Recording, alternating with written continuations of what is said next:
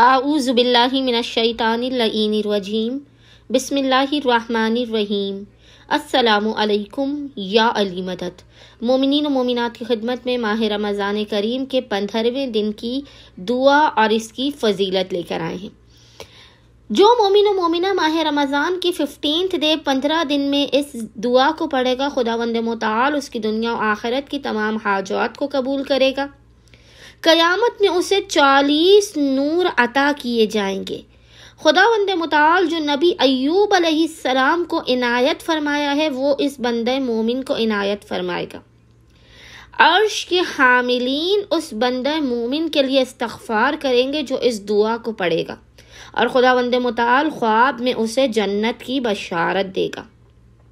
ماہ رمضان کے 15ویں دن کی دعا: اللہم ارزقنی فیہ طاعت الخائشین واشرح فیہ صدری بانابۃ المخبتین بامانک یا امان الخائفین۔